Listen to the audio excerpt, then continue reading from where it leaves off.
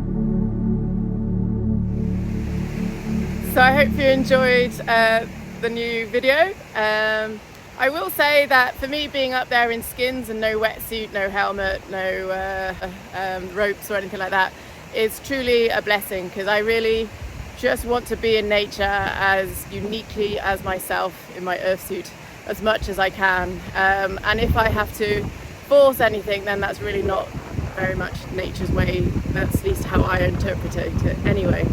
So that's another reason why I've waited for so long, because I just knew that when it will happen and I will be ready.